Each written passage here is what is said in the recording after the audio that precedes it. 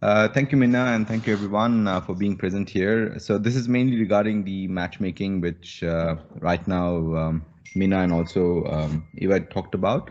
So we are jointly organizing this matchmaking event with the Enterprise Europe networks all across Europe. So the main event basically is going to be held on 25th and also on 29th of April. So there'll be two opportunities in case if you miss on the first matchmaking event. The second one is on 29th of April. So the main idea of these matchmaking events is to give you an opportunity to collaborate and find relevant and potential partners across Europe.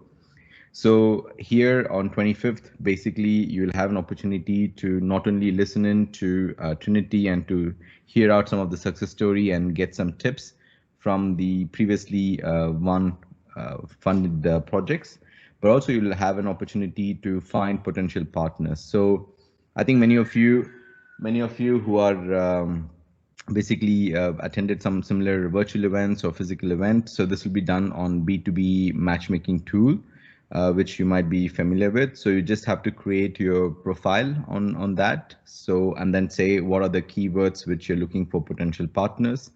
And then based on that, you basically will potentially be matched. So the matching is around 10 to 15 minutes. So you can take that time and then find the contact and then take on a longer duration of call with them.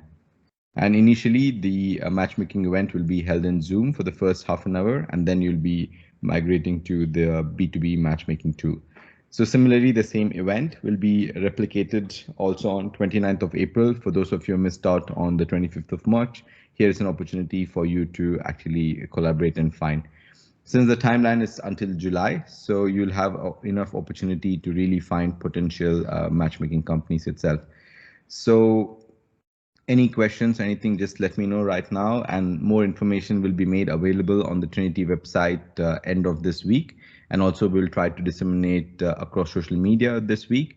And we'll also try to see if we can send out an email for those of you who have participated today about the same, so that you can actually join in.